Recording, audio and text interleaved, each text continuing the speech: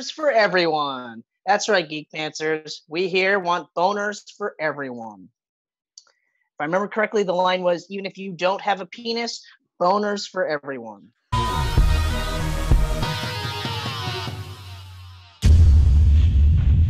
That's got to be in our first line of t-shirts, like our first line of merch. Boners for everyone. Boners for everyone. Write that down. Write that down. Boners for everyone. Because that's a good one. I like that. That's a good one. That's a good one. That is. Because we're not discriminating. Not at all. Yeah. However it works for you is how it works for you, but boners for everyone.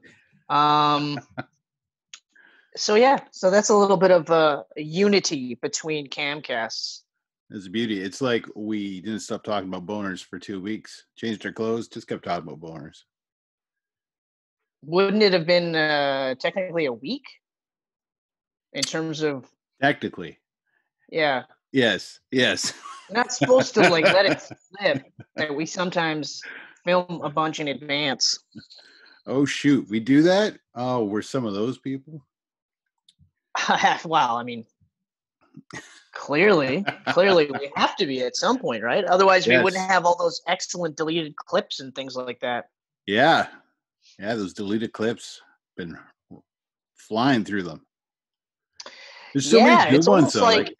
But the thing that weirds me out, though, is that you complain about you're overworked and you almost have no extra free time to do this camcast, and yet all of a sudden there's clips coming on almost daily. It's like I'm starting to think that you just talk the talk, but you're really not as overworked, as stressed out as possible. You know what the nice thing is that I ended last camcast saying nice things, and I'm starting this camcast saying horrible things. Just rip it into me. So again, it's almost like I watched the camcast. Honestly, I've been editing like every night just I have a question for you. Some of that content that you love. Yeah, this content. I have a question for you. Yes. How are you? Yeah, you thought it was some big serious thing, right? Well, no. All it is how are you? That's a good question. That's a really good question. I'm going to give you a really good answer. I'm doing really well. That is fantastic. How are you doing? I'm doing quite well. Oh. Hey, are we talking about Riddick? Riddick. That 2013 classic? Riddick 3. The third Riddick. Yes. I got to tell you, though. As we said last time, it's doing the Rambo thing with the title. After watching Riddick, my standings have been updated. And you watched the director's cut, right? I don't know. I don't know if I watched the director's cut. Okay. We'll find out while we're talking about it. Well, the ending, I don't remember seeing the first time around. Well, the ending is everything. So, did the ending involve the Underverse? Yes, 100%. You watched the director's cut. Okay, that's what I thought, because when I got to that part, I was like, I don't recall this. Yeah.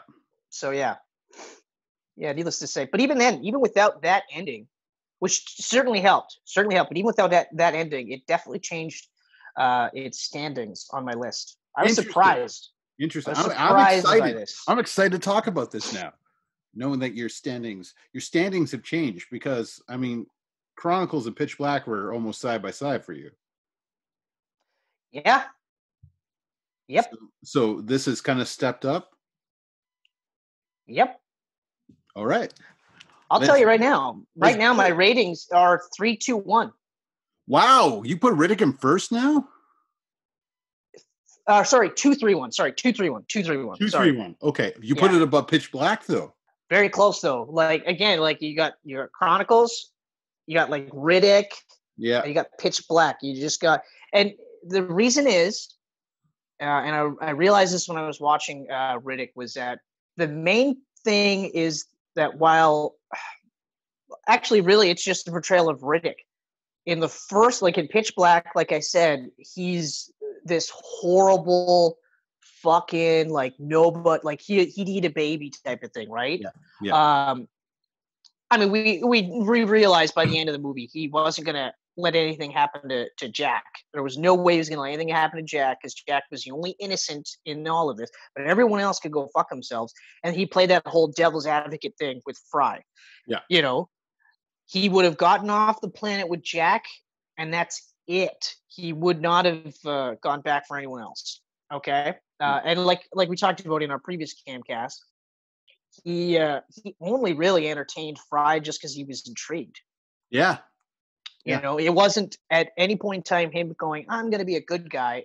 It was, this could be fun. Let's see what happens. Whereas in this one, because, you know, you saw Chronicles of Riddick and they softened him a bit in Chronicles, here he acknowledges that he was softened a bit. So he hardened himself up, but you know enough about him now, about his character, that like you could actually root for him. Whereas there's like, yes, he's super cool and like really cool in Pitch Black, but it's hard to root for the guy because he's a fucking creepy weirdo.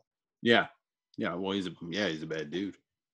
He's a bad dude and with a soft spot for children, but he's still like, you know what I mean? Like he's still a horrible, murderous, you know? Yeah. And even just the stuff with Fry where he's like taking her hair and stuff, like, that's creepy. Like that's some stalker rapey vibes. Like that's not someone I'm gonna high five. You know what I mean? Yeah. Like they always say, what is it they say? Oh, Hitler, you know, he loved dogs, right? So he can't be all bad. Yeah, no, he can. He could just have a soft spot for dogs. I mean, they're dogs. Why wouldn't you? Right, yeah, exactly. And we don't know what like he trained those dogs to do. So it could have been more horrible things. Yeah. Oh, I'm sure there was. But anyway, so that would be it. That's my new standings. 2-3-1. Wow. I was surprised by this too. I really was. I bet you it's because you watched the director's cut this time because it's way better than the theatrical. No, I think it's also because what's his face? David Twohy? I have not figured out how to pronounce it. Twohy. Twatty? What? I think it's because he's gone from strength to strength as a director. Right. And visually too. Like in the first Pitch Black, they made some awesome shots with a small budget. Granted, the budget for the second one was way too huge. It should never have been that huge. Yeah, no, they went way too big. Because then it's almost like you have to justify the amount of money, right? Whereas this one, so this was $38 million, so a bit more money than the first one. Mm-hmm. But it made almost 3 times the amount. So it's like, you know, like it made enough that I would say with that weirdo accounting thing that movies do, that the amount that it made offset the amount that the second one lost. So everything looks pretty good right about now. Easily. Because I mean, the second was like what, almost 120 mil for budget? It was 120 for budget and 115 for gross. It only made like less than 20 million more than this.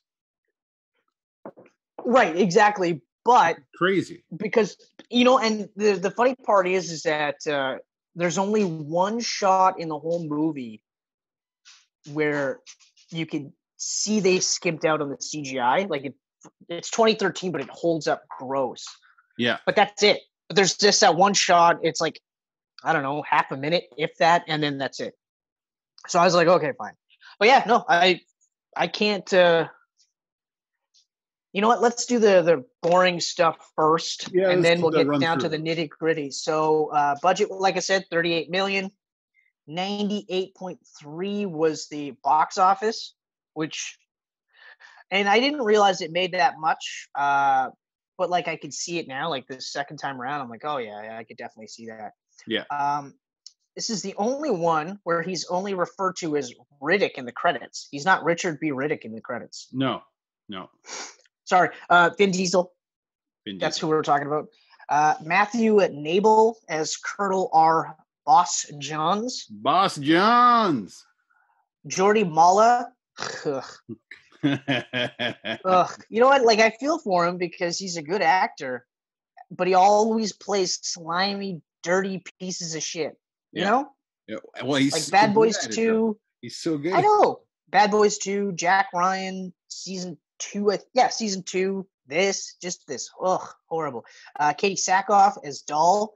And I think it's kind of interesting that they called her Doll, because if you didn't read the credits, you would have thought it was Doll like DOLL. Yeah. Instead of DAHL. Yeah. A little clever. Surprised that she did a tit shot, though. That surprised me. That surprised me, too. I forgot about it, and then I rewatched it. I was like, oh, no. Yeah, and Riddick's creeping on her. Yeah, like creeping on her hard. But then we've got, I don't know if you heard of this gentleman, Dave Batista. Plays Diaz. Yeah, before Drax and Groot, they were doing Riddick together. That's right. And then we've got Bokeem Woodbine. I don't know if you know him. I'm aware of this gentleman, yes. I forgot he was in this movie when I saw that in the credits. I was like, oh, that motherfucker, nice. Raul Trujillo as Larkspur. Okay. Conrad Pla. Yeah. Maybe I'm... Yeah, you're writing everybody down. Vargas.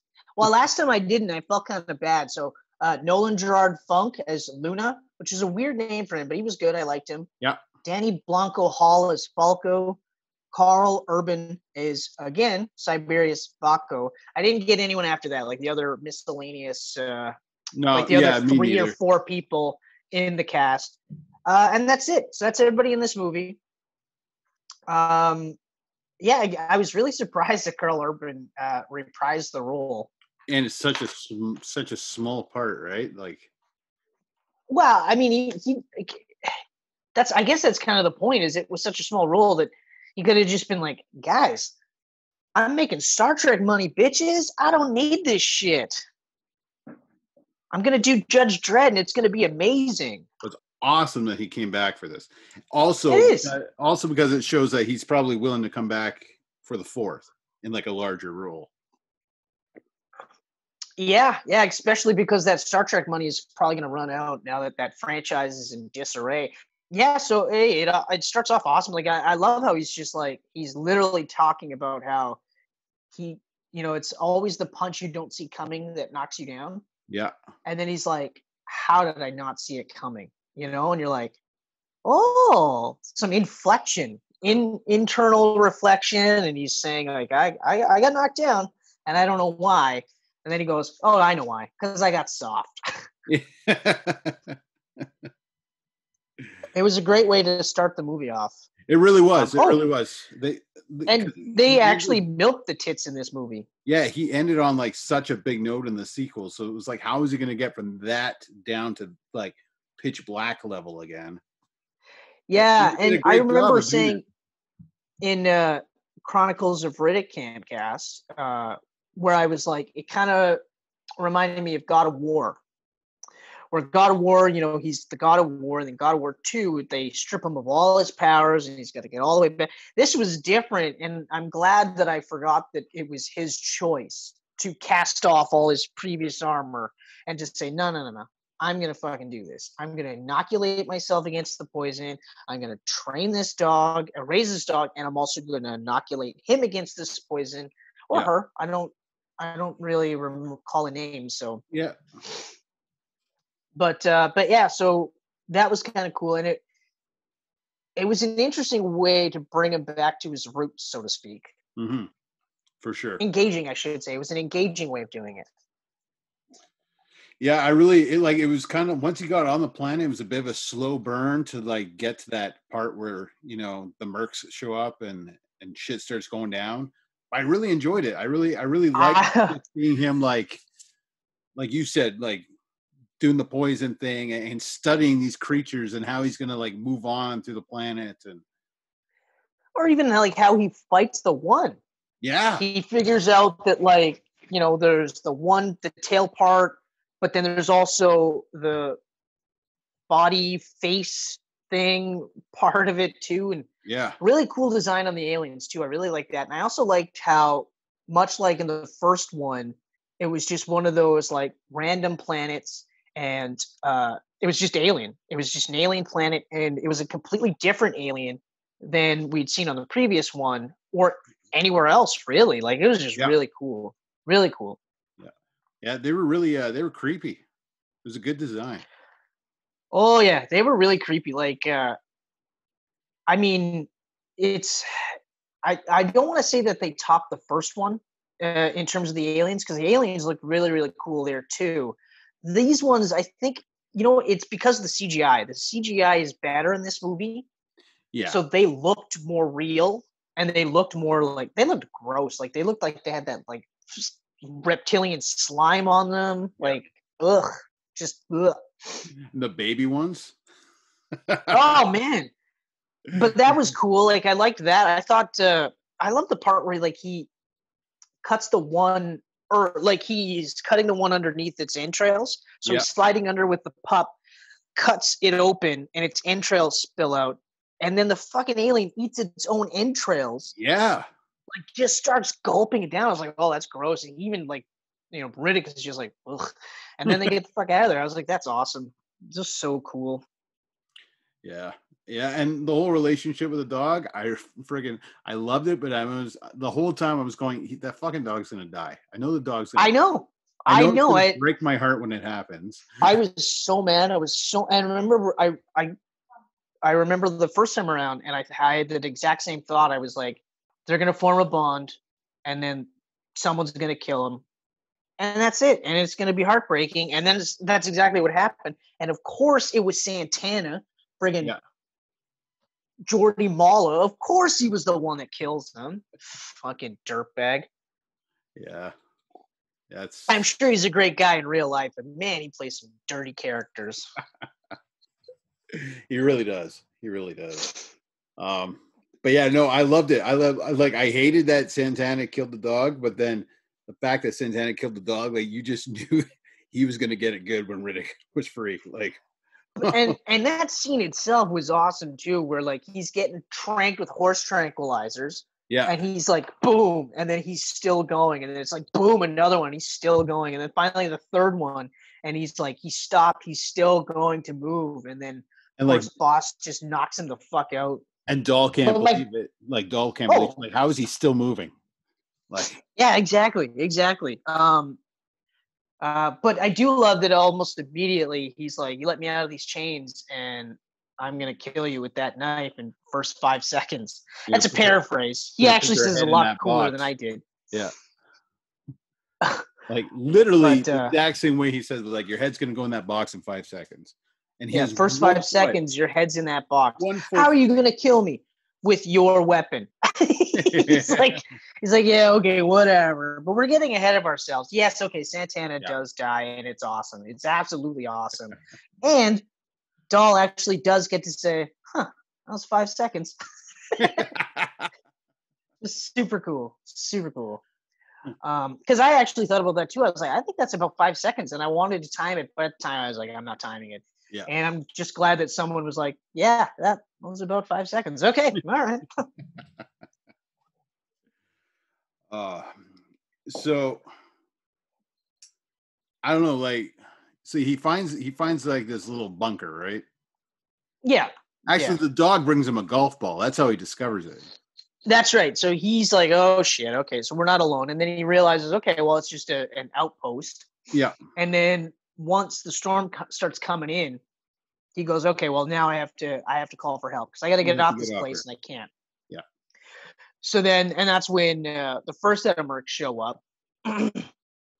Actually, no, the first set of mercs show up, because the beacon's still going on. The second set of mercs show, or are they actually mercs? Yeah, I think they're mercs too.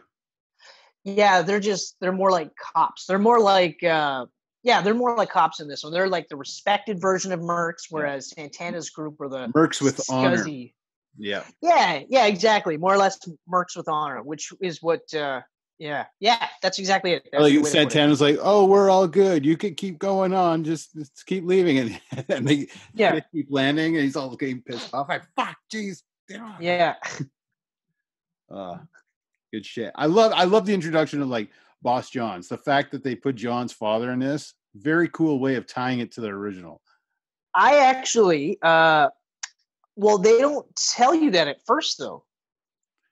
No. That isn't until later. So when I rewatched this, I was like, oh, okay. Like, it just seemed like, like a bounty or whatever. And then I started, there's more to this. There's more to this. And then finally, of course, it's like, he starts asking about that planet. As soon as he asked about that planet, I was like, oh, wait, what's going on? And then he asks about John's, and I'm like, holy shit. Like, that's so crazy. And I think it was awesome that, like, Riddick the entire time was like, wow, your son was, he was trying to fill something with morphine. And it's like, what are you talking about? He had no spine. He had no spine at all. And morphine didn't really help him with that. He was going to kill a kid, that kind of stuff. And I was just like, oh, fuck. And yeah, I agree. Like, I love that they tied that in. And they didn't have to. But the way they did it, it was cool. Like, how they did it was awesome. They kind of slow reveal.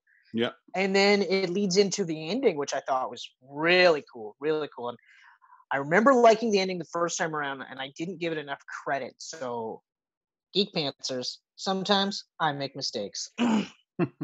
Not often. Sure. Yeah, sure. Not often. Yeah. That's right. Not often. That's right. The mercs show up, and Riddick's doing his.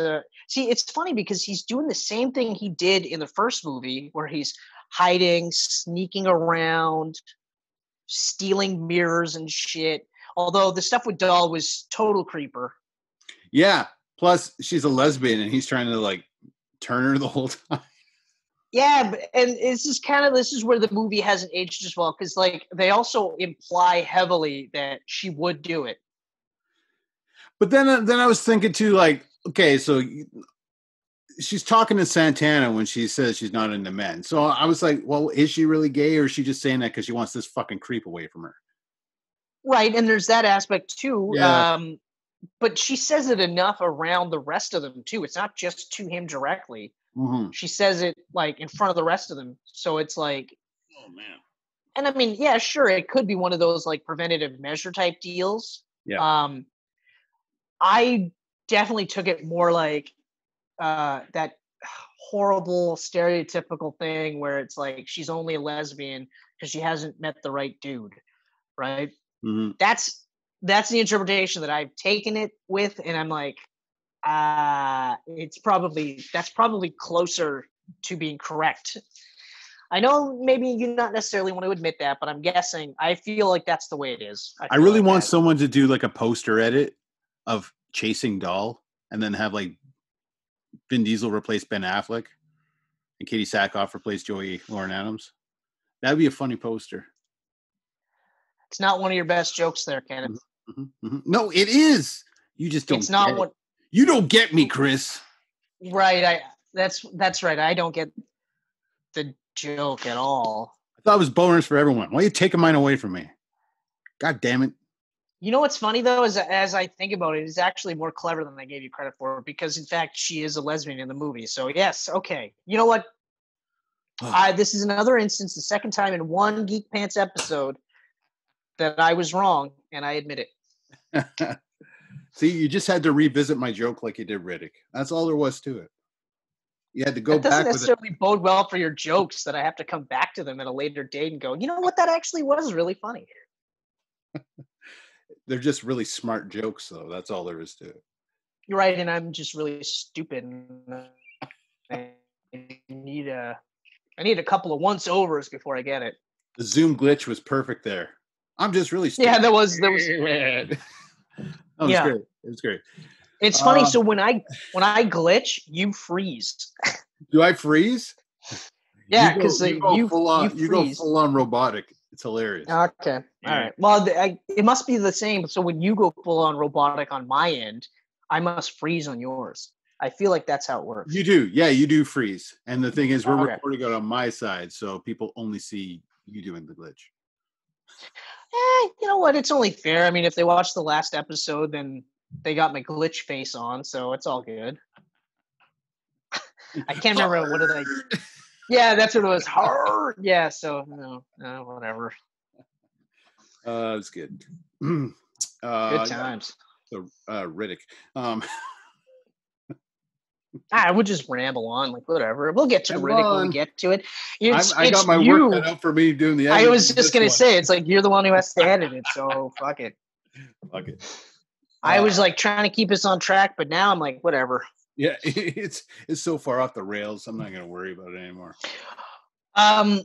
What'd you think of the design of the dog, though?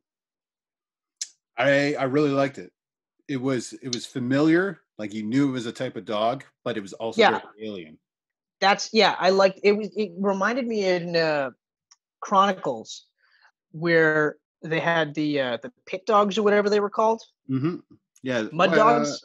Were they dogs or more like they were more like a cat, weren't they? More, yeah, or whatever. But even regardless, it was the same thing. They looked just familiar enough where you can kind of go, oh, like when he's petting them, and then you're like, well, that makes sense. Yeah, yeah. You know, it reminded me of like some extraterrestrial Doberman.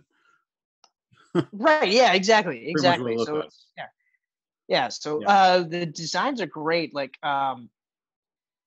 the one thing I can't get over, and I think this is part of it too. The reason why this got bumped up is at this stage in the movie.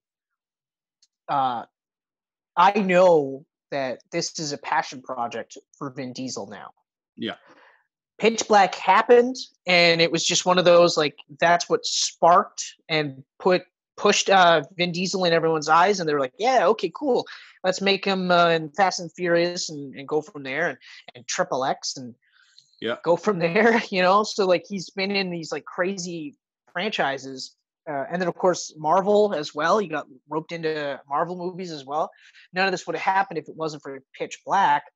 Yeah. And so it's like that same thing with Hugh Jackman, where he's, he's so thankful for this character, and he wants to keep pushing it forward.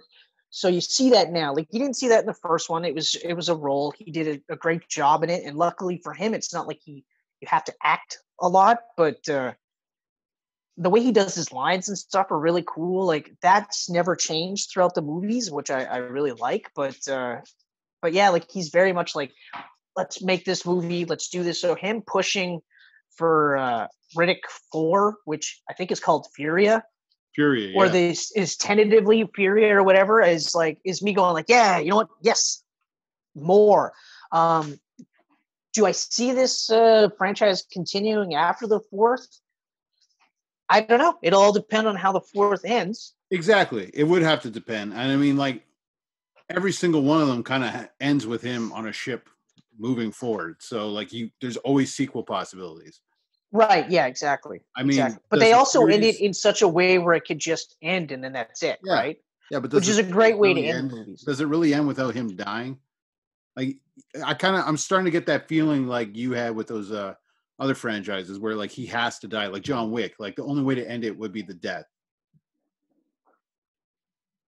Yeah, like it is. Yeah, you're right, because he's always got a continuous bounty on his head. Yeah. That'll never change, right? So I guess, yeah. I mean, unless it's because he ends up staying on Furia, because Furia, there's no known maps except for Vaco. Vaco's the only one that knows where it is. Right.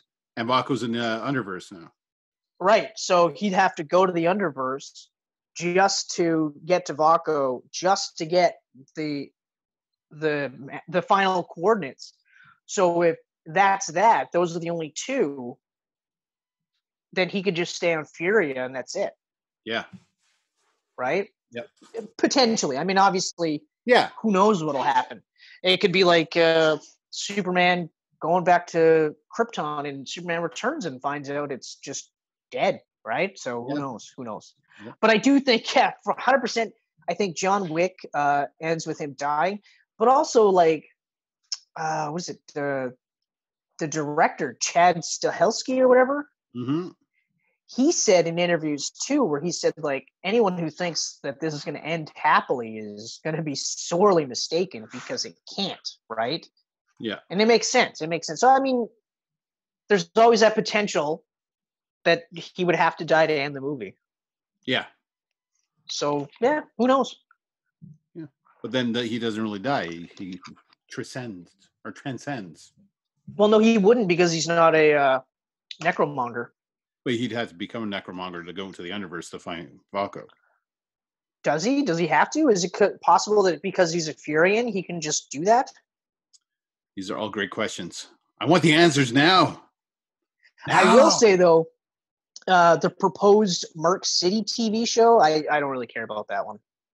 No, and I mean, it would all depend if they bring back characters that have been in the movies. Like, if it follows Boss Johns and Doll, I'd be down with that. I don't see Merc City.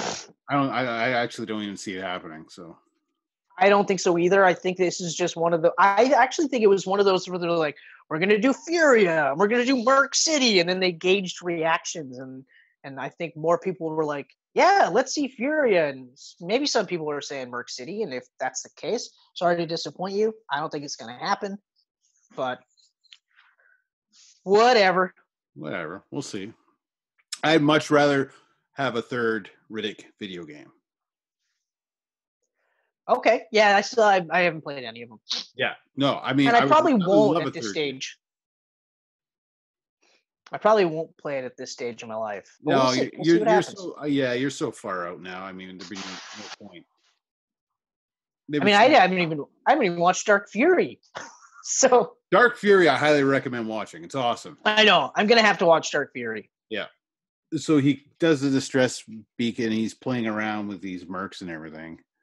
They finally catch him by tranking him after killing his dog. Yep. He's tied up now. No. He's in chains. He's chained. Well, yeah, he's in chains. There's a difference. There's a difference. Tied up in chains. No, not tied up in chains. No, you're chained up or you're shackled, but you're tied up. You say tied up, what do you immediately think? Do you think rope or chain? I think rope. Fine. Right. But if I said shackled, what would you immediately think? Oh, definitely rope.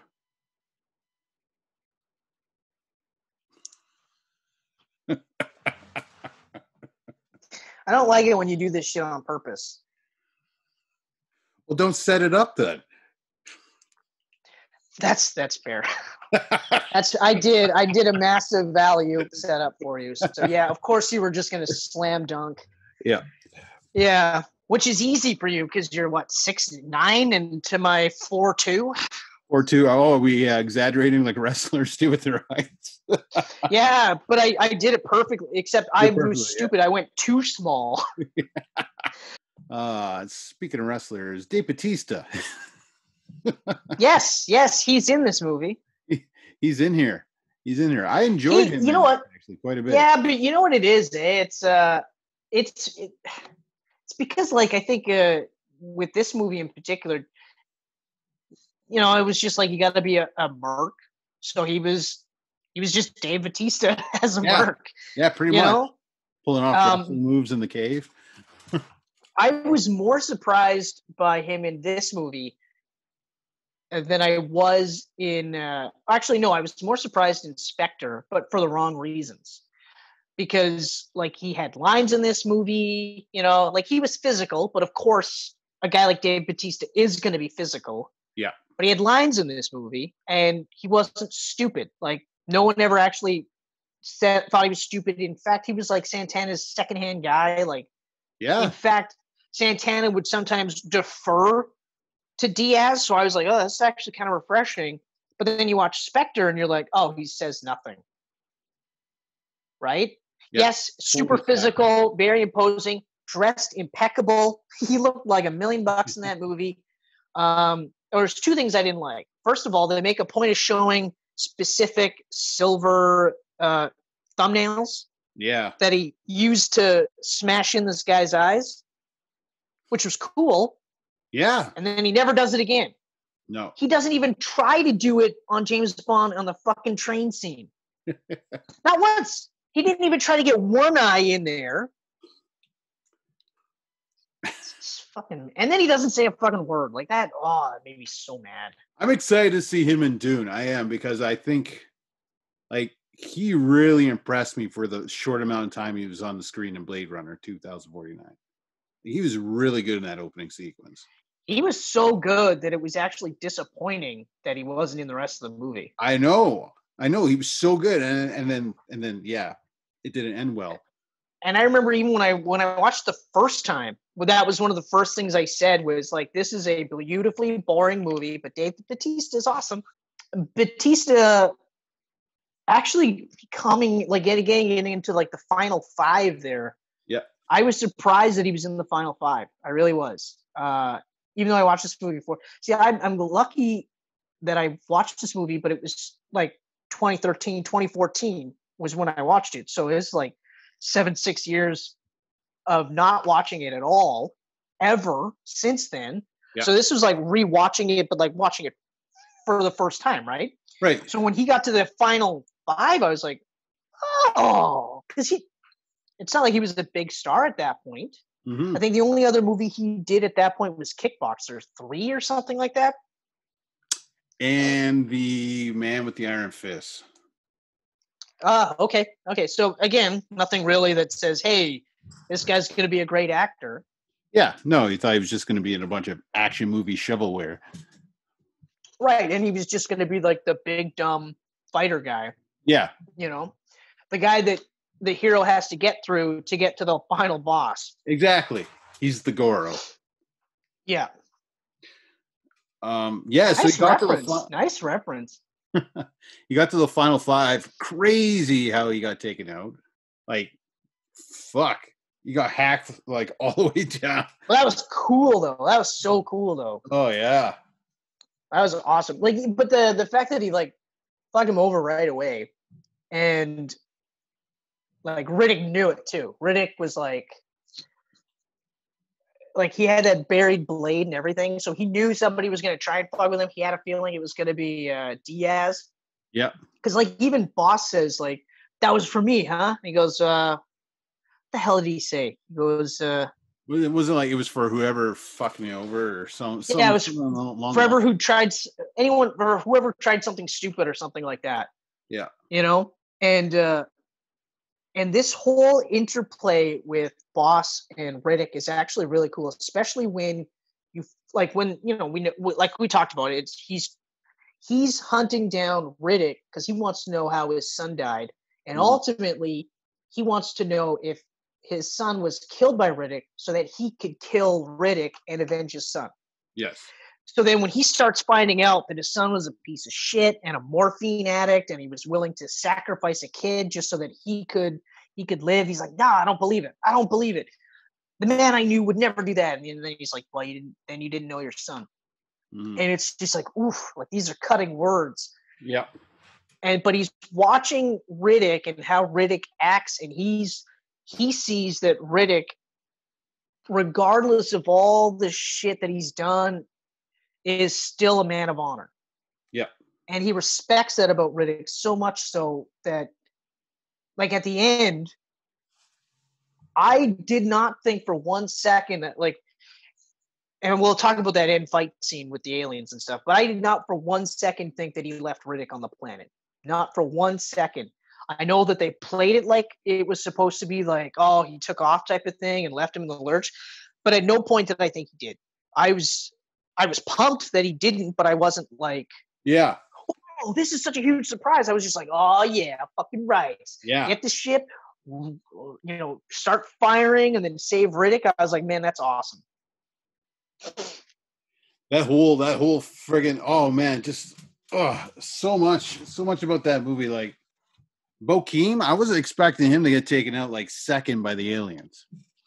I was, because like we're familiar with his name, but 7 years ago we weren't like, oh, Bokeem Woodbine is in this movie. The shocker. Oh no, we weren't saying anything like that. We were just like, oh, I think I've seen him in a couple of things. Yeah. So that wasn't a surprise. It's a surprise when you rewatch it. Like, I can see that because I was like, oh, he died so quickly. But then now I'm thinking about it and I'm like, well, that makes sense. Yeah. It would have been more of a surprise if Katie Sackhoff died. That would have been huge. That would have been huge. Because then it would have been like, wait, what? I love that Bokeem saw Riddick and then he's like all in shock. He's like, I saw him. He's just sitting there just like, well, actually, I love that conversation where he's just like, are you afraid of me? And he's just like, yeah. Yeah. Are they all afraid of me? yeah. He's just sitting there like, I saw him. Like, what? Riddick, I saw him. It's like, I was like, yeah, that's super cool. That's super cool. But yeah, like, I can't say anything bad about this movie. Like, I really can't. Like, even like the one thing I said was like the CGI spot when the Necromonger's ships were flying in space. Yes. Man, I was like, wow, that looks so bad. Of course, when I saw the budget, I was like, okay, it's not that bad. It's bad, but for the budget, you're like, okay, well, you could have, like, what could they have done, really? You know? I'm glad they sunk the budget mostly into the planet stuff, like the creatures, like the creatures, the cinematography. Yeah, and that's another thing. Like, same cinematographer from Pitch Black returned for this, so it had that same look. Yeah, exactly. But like, it was the same look, but it was better. Like, everyone got better by this time around. So the cinematographer has obviously been doing work in between. So by the time he got to, because that's like that's 13 years. Yeah, 13 years. That's a long time. So obviously he's got, or I don't know if it's a guy or a girl. This person has gotten better at their craft. David Egby. Okay. And but like, it's funny too, because like these shots actually seemed more epic in the way they were shot than they did in Pitch Black. So when I was talking about it in Chronicles of Riddick, how the first time around I watched Riddick, and I was like, you could tell they were trying to mash Chronicles and Pitch Black together. And I was kind of saying it, I feel like I was saying it kind of like it was a bad thing, where like they really did put the two together, but it like worked perfectly. Like I will say, yes, watching the director's cut with that ending certainly made it better. For sure. Way better with that. Yeah. But like, I mean, they ended it off because when I originally watched it, they ended off with them in the two different spaceships, and you know, Boss is just like, he's like, so where are you gonna go? Actually, you know what? Fuck it. I don't want to know. Don't even tell me. Don't even tell me. You know. And then Riddick basically says, like, you know, you're a better man than your son, type of thing. And I was just like, whew, woohoo! Keep protecting that spine, he says. And I'm like, man, that's awesome. You know. And Luna's with Boss now, and I was happy that Luna made it. Luna made it. Doll made it. Boss and Riddick. Yeah, that was it. 4, just like actually no, it's one more than Pitch Black. Yep, that is one more. More than Pitch Black. Not bad. So all in all, like I said, the final fight scene with Riddick against the aliens, so good. So all of it, like, so good. Right from like the three of them heading out on those like fucking hover dirt bike things, motorcycles. Although it was hilarious that Riddick's was like this, and then everyone else was like this. I was like, how tall are these people, or how short is Riddick? Like, they never really talk about heights and stuff, but I was just like, that's ridiculous. And he does that jump over the aliens. But like, it was all of it. Like the way the rain was falling, the music, like Graham Revel once again, like came back into the score. I want him to continue with all of these because I love that the music is the same throughout the trilogy. Yeah, I agree. You know, you had like Riddick's theme song, so to speak, with just a little bit of a tweak. Yep. And it's funny that you mentioned that because I'm on YouTube a lot. I watched this video on YouTube talking about how the score from Winter Soldier was different in Civil War. And like, so you didn't have like Cap's theme song, so to speak, in every movie. And he thought it was weird because then, you know, like when Cap shows up, you could have that little bit of trumpets or whatever, the horn play, say, hey, this is Cap's theme song. Mm-hmm. Like in Endgame, where you got a bit of that Cap theme song and you're just like, right? So the score is one of those where I don't give enough credit to, and you're right, like the score through all of these movies is incredible, but it gets better because it's like another part of the puzzle. So it's like one giant song almost. Yes. That you can enjoy. Exactly. Like there's that straight up pitch black theme song, and then it reappears in Chronicles, but with like a more of an epic, crazy sound to it. But it's the same Yep. that same sound, and then it's same and then sound, but it matches the movie. Yeah, and now it's in here, and it's like it's there, but it's got like it's almost like a heavier, darker being to the thing, right? And it's just the music is so good in this trilogy, like. And like it was just like this loud little rumble sound while they're riding their bikes in the rain, and then they do that big friggin' jump, and the camera goes over top of Riddick, and you see all the creatures below him. I was like, oh, beautiful! I love it so much. Not gonna lie, when he did that flip thing, I was like, dude, like, why are you doing the flip thing? Like, you fucking show off. And then as soon as I say show off, it shows him burning up aliens with the fucking whatever, the projectile or whatever. I was just like, I was like, oh, that's why he flipped over, so he could burn the. Maybe I shouldn't speak, I guess, when I'm watching movies, but yeah. So I was like, oh fuck, but it's another one of those like there's a lot of care in these movies, and I think that's probably why another reason why I love this movie so much. Or like, especially like right now, like I'm like, yeah, fucking right. It's like I could watch this again right now and not be like, oh man. Like Pitch Black is definitely a passion project for David Twohy and the previous writers because they created the whole concept.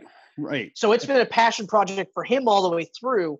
But then by the second movie, Vin Diesel's all in. So it's like passion project. Now these both guys are like going to like companies and they're saying, let's fucking do this. Let's do this shit. And it's so great, dude. Like Vin owns the rights to Riddick now. So the fact that he continues to bring David Twohy in, like he could do whatever he wanted with it. And I love that because that shows that they really do work well together. You know, like Vin Diesel fucking put up his house as collateral because they couldn't get the enough for the financing. So he said, okay, well, here's all my money. I'm going to put up my own money into this. And I'm also going to put up my house. So this movie doesn't do good. I ain't got nowhere to live. I mean, it's Vin Diesel. He crashed on Paul Walker's couch for the first little while. He'd get back on his feet. But still, the fact that he sat there and put up his house to make this movie, he didn't have to do that. I know. He could have said, you know what? Chronicles was great. We lost a bit of money. Sure, I love the character, but whatever. No, he got the rights to the character, and then he and David Twohy were like, let's do whatever we can to make this movie. I wouldn't be surprised if they had to, he has to mortgage any possible new house in the future that he might buy just to get Fury off. I have no doubt that movie is going to be made. Oh, it's going to happen. 100%. And I have no doubt that it's going to be awesome. Yeah, no, it's definitely good. I mean, the script is done now, so that alone, and like Vin Diesel taking pictures of himself with it and everything online, like that's exciting. It's exciting to know that that's the story right there. It's like, and I guess like, well, COVID obviously slowed a lot of shit down. I mean, he's got some things he's finishing up, right? He did Bloodshot, the new Fast and Furious movie, and then probably, well, and Avengers was keeping him busy and everything, so. Yeah, it's not like he's been sitting around waiting for this movie. He's been doing other things in the meantime. But I guess that's kind of my point is that like he doesn't have to do this, but he wants to do this. Like he's pushing for this, right? Yeah. And I'll use Hugh Jackman. Hugh Jackman, he didn't have to keep pushing for Wolverine. No. But these movies, they were being made. Like they were like, we're going to do another Wolverine movie, and he's just like, okay, great, I'm in. And they're like, yeah. And the only reason why they stopped was because he's like, look, guys, I'm too fucking old to play at this movie about a guy who barely ages. And they're like, okay, great. Let's go out with a bang, you know? Mm-hmm. Yeah, I definitely say it's a passion project for Hugh Jackman for sure. Like, don't misunderstand. Oh, absolutely. I mean, like he was making like big hits outside of X-Men. He was getting nominated for Oscars. He was doing things on Broadway. Like he didn't need Wolverine anymore. But right, exactly. He had this crazy respect for the character because that character made his career, and he knew that. Yeah. He recognized that, and I think Vin Diesel does the same. Oh yeah, 100%. Riddick trilogy, like I said, 2, 3, 1. That's my new standings as of right now. Would you now that you've done the standings, and so last episode you said Chronicles and Pitch Black were both 5s. Is this a 5 as well? Yes. So this is quite possibly one of the best trilogies ever made, you're saying? Yeah. I mean, like, we're talking like 5 Chris heads for each. I think the another one, actually I know the other one would be Captain America. Yes. Yep. Captain America is a perfect trilogy. Speaking of nostalgia, though, our next 2 movies are straight up nostalgia picks. Yes. Ghostbusters 1, Ghostbusters 2, and that'll take us up to episode 100, which looks like Back to the Future. Looks like Back to the Future, but we're going to have a whole 100th episode celebration week. Going to do it. Okay. Chris and I are going to do a little mini camcast. We had one guy, one of our viewers who wanted to, who actually voted for us to do a camcast on the creation of the camcast and our ideas behind it and everything before we even went into it. So I thought, that'd be a great conversation, not for a full 100th episode, but as a little mini celebration thing. Hell yeah. Okay. Yeah, we could do it. It's really easy. It was my idea. That's really. Yeah. I had. It was my idea for you to do all the work is really the most. Like I said, hey, let's film us talking about everything we love, and then you do all the work, and then you went. Sure, Chris. That sounds like a great idea. Yeah, it was all Chris, 100%. Geek Pants was me though, right? Was that Geek Pantsers is Chris? Yes, Geek Pantsers. Yeah, Geek Pants was on the list of. I remember from the first episode that got struck from YouTube. That's right. There was a list of names, and you came up with Geek Pants, and I agreed that was the best of the list. Yeah, because I had a pretty solid. Well, we're just doing the fucking episode right now. We'll save it for the. Stop, we'll save it. Stop. We'll save it right now. We'll save it. Geek Pantsers, thank you so much for everything. We're up to 186 subscribers, if I remember correctly. That's way wrong, but I like that number. That's way better than what we have. What, 146 then? 145. 145. When you I include myself in this. When you put more content out, you lose subscribers. They're probably just like, what the fuck? I thought it was the other way around. Yeah, so anyway, 145. I say 146 because I include myself. I like it. Because I am a subscriber. But thank you so much. We're almost at 150. We're very close to 150 subscribers. We're on the cusp of 100 episodes. We've been doing this for a couple of years now. This is great. Thanks for sticking around during the COVID crises. Zoom pants, I guess we could call it. Yeah. I just try to make it a little bit more lighter than it really needs to be. We've done almost 20 episodes now through Zoom. Yeah. Well, I mean, it's either that or we wouldn't have done any and probably just go crazy. Right. I love this. I think this is great. I can't wait till we're in the same room again, but the fact I agree. I can't wait till we're in the same room again. But hopefully it'll be around the winter time so that we're not sweating our nuts off together. Yes, I'm okay with wintertime shooting for. Yeah, exactly. Because I mean, it is. I will say it is kind of nice to be like cool and refresh. Although the fan's not on this time, but yeah. So this has been great. As always, you can hear us on SoundCloud. You can hear us on Apple Podcast. You can hear us on Google Podcast. You can, for the most part, see almost all of our stuff on YouTube. Except the first episode. The first episode, for now, I'm going to knock on wood because you never know what'll get a copyright strike. But so we're on YouTube, we're on Facebook, we're on Instagram, we're on Twitter. We're trying to get everywhere. That's really all it is. Yep. We're on geekpantsmedia.com. There's articles on there. There's pictures of us on there.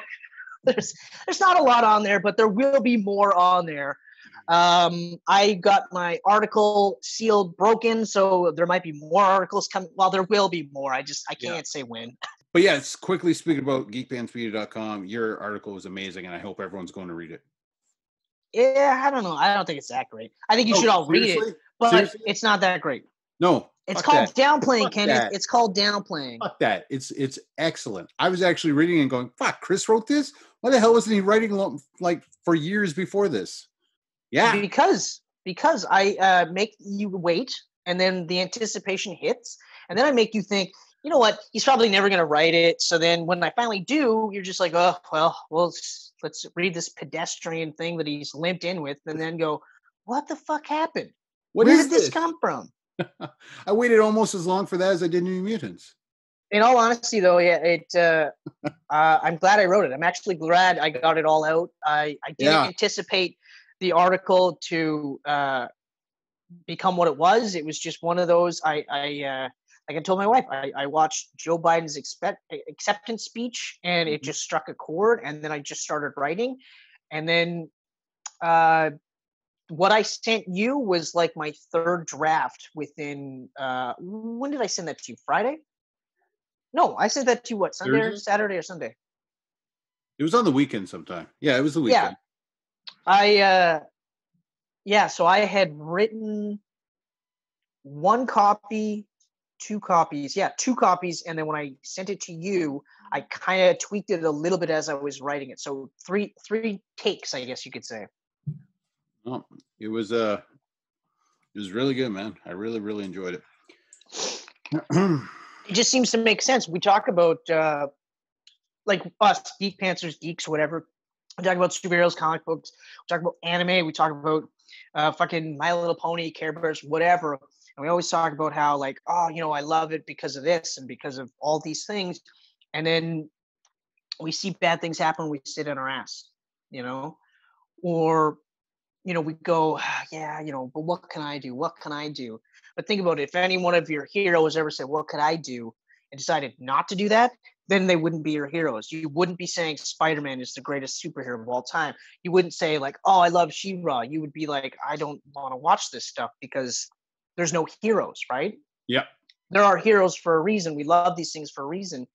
So why not be like, embody this a bit more, get empowered by it, and then do good, help people out, spread the word.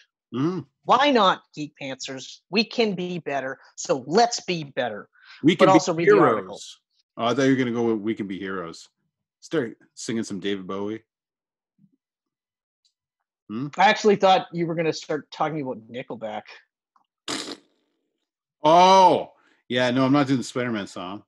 As soon as you said that, I was like, you Nickelback loving son of a bitch. Although, to be fair, if any Geek Pantsers out there love Nickelback, that's totally fine. You love what you love. I love what I love. Ken loves Nickelback. So it's all good. It's all good. I don't like Nickelback, but Spider-Man's Hero song is a good song. It's not. But that's also because I don't like Nickelback. And I'm not a Nickelback fan. I just enjoy that song. I do like Saliva, though, and he's half of it.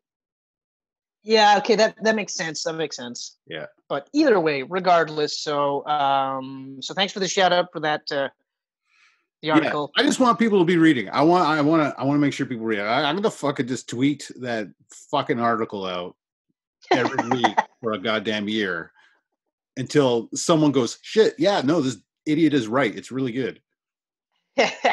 And I don't think they're going to call you an idiot. They might at first and then go away. You know, I have to take that back because this guy tweeted this out. So no, I was talking about you when I said that. Oh, fair enough. They'll still say I'm an idiot after they read it. They'll say this idiot thinks profoundly, but he's still an idiot. So who knows? Hey, I wrote one today because reading yours got me going. I feel like writing. Great. Look at that. Inspiration. Inspiration. You are my Captain America. Oh, although I have to say though, you picked that Superman picture. That was a great picture. That was a great one. I was like, okay, artist. I gotta go. That is like one of my all-time favorite Superman pictures. And for you to pick that one, I was like, that son of a bitch knows me. So yeah, it was very fitting too with what you wrote. Just like him revealing the Superman logo underneath. Yeah, you know, the funniest part was I originally was going to write about why Superman was my favorite superhero or is my favorite superhero. Well, that's a great second article. But then I was like, you know what? Here we are. Maybe that'll be my next article. Who knows? Yeah. I don't know yet. Don't know. But I do know that it'll be on geekpantsmedia.com. I know that said that once already, but I feel like it got buried a little bit. So to reiterate, geekpantsmedia.com. Mm-hmm. That's a website that people can go to visit us. Not a person, because that would be weird. Yeah, it's definitely not a person. You also can't see us in person. Yeah. No, we don't have any like 24-hour live feed cam going on. We probably will never do that. No. Truman Show style. The closest that we'll ever get is the one-off like WrestleMania or whatever. Yeah. Or the fabled what is it? Drinking while watching. Yeah. Well, we'll have our drinking episodes. We had a really nice list of possible drinking episodes. Drunk pants, I guess. We had hang on, we got our live episodes here. I wrote them down, everything we've ever discussed. We had the Bourne Legacy Chemcast. Oh, that's right, the Chemcast. Live. That's right. Live Chemcast. Drink every time someone says chems. We had a live drunk within the first 20 minutes. A live viewing of Roger Corbin's Fantastic Four. I think that's the one we got to do first. That is so terrible. We had a live viewing of Soldier. Man, we just we sat there and said, hey, after we do the Chemcast, we have to get the worst fucking movies. I mean, who knows? Soldier might be better than I remember. Now. It might be better. A live Buckaroo Banzai. Oh, I'm actually pumped because I love Buckaroo Banzai. That's actually, you know what's funny is it's one of my favorite movies. I've only seen it a couple of times, but the last couple of times I've been like, you know what? I'm gonna watch Buckaroo Banzai. Mm-hmm. Just out of the blue, just watching it because it's so good. Yeah. And then a live Nicolas Cage's Wicker Man. I feel like I lost a bet on that one. I feel like I lost. Although to be fair, there's something alluring about seeing Nicolas Cage go, the beast. Oh, yeah. And that was his last movie that went to theater, wasn't it? No, his last movie to go to theaters outside of cartoons was Kick-Ass. That's right. Right. But was that a Nicolas Cage movie though? Oh, I loved his performance in it. He was so good in that. He was incredible. Oh. Like to do a weird like Adam West Batman take. Yeah. Like when you read the book, you would never have thought that would have been the take that they would have went with. So when you watch it and it's like I love the duality where he's like this kind of a dorky dad guy. Mm-hmm. And then as soon as he's like got the big guy suit on, then he's like Batman. But like Adam West is Batman. Like it was great. It was a great take. Take. And Kick-Ass was an awesome movie. I love Kick-Ass. Kick-Ass is awesome. Is that on our list too? If not, I'm going to put it on here right now. Put Kick-Ass and Kick-Ass 2 on there, even though Kick-Ass 2 is not as good. It's because it went too disturbing. That's really what it was. At least it didn't go as disturbing as the comic. Right. They played a rape scene for laughs. Yeah. Which is better than the actual rape scene. Or no, they didn't actually have the rape scene in the comic book, but it was implied. Mm-hmm. Heavily implied. Heavily. You could argue that Kick-Ass 2 it was implied as well. Like at least the Red Mist or the motherfucker, didn't partake because he couldn't, obviously. Yeah. Yeah, look at. But anyway. Future Camcast topics. I have been writing everything we ever talk about. Very nice. We have at least another 400 episodes planned out right now, and that's not even all the new movies coming. That's right. So stick around for 100. We got way more after that too, and hold on, going to get better. Don't jump ahead. Stick around for episodes 98. Yes. And 99, which is going to be, I got the numbers right, 98 and 99, Ghostbusters and Ghostbusters 2. Woo-hoo! I'm so pumped. Thank you for correcting me on that. Absolutely. I'm stoked for Ghostbusters. I can't wait. I really can't wait. That's like, oh man. I say like one of my favorite movies of all time. And it's probably one of those phrases that might lose. Like some people might hear and go, "Oh yeah, it's your favorite movie of all time," but like it's hard for me not. Like I have such a huge list of favorite movies that it's like, yeah, it's one of my favorite movies of all time. I can't wait to do it. The second one, is also one of my favorite movies. It's just not as up there with Ghostbusters. Yeah, no, the first is higher for sure. Oh, but it's like watching Ninja Turtles and then Ninja Turtles 2. You're here and you're like, man, this is so awesome. And then you watch Ninja Turtles 2 and you're like, this is still really good. It's just, you missed a step. And then you watch the third and you're like, what happened? Yeah. What happened? Yeah, definitely. Why did they go back in time? But yes, anyways, everyone, that is the Riddick episode. Let us know down below what you thought of Riddick and the entire Riddick trilogy and what you hope for the fourth film when it happens. Because I hope it happens soon. I'm pumped. You know what it is, eh? I think we're losing subscribers because I started saying like and subscribe. It was hilarious. Yeah, reverse.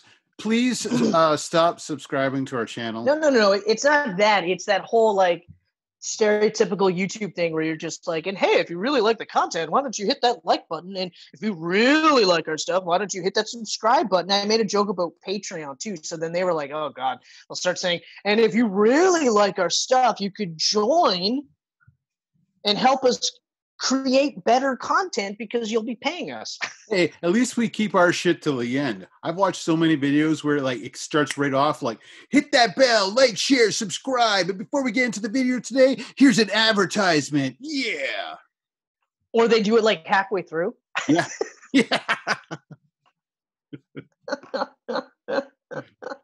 That's probably one of the reasons why I like the Rad Brad so much, because he doesn't push that on. He's thankful that people show up and people subscribe and stuff like that. But we are fucking thankful. If we weren't thankful, we would have quit by now, because over 2 years and 145 followers. I don't think we would have quit. I think we would just keep doing it.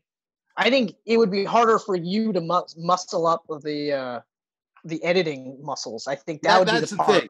That's the thing. It is hard. And it's hard just because like the growth is like this. Like if it was... Because I just show up. That's it. Yeah, well, you're the talent, man. You're the talent. No, we're both the talent, okay? If this was just me doing this stuff, it wouldn't be nearly as good. Oh, come on, man. I am totally the pure Conan. Don't even lie. Don't do that. Yeah, but how good was Conan without Andy? You're right. Mm-hmm. So shut up, all right? None of this bullshit. All right, Geek Pantsers, thanks again. We really appreciate it. The Zoom Pants will continue on for the foreseeable future, but soon we will have the stereotypical backdrop that Kenneth's got right now, and it'll be awesome. Thanks again, and good night.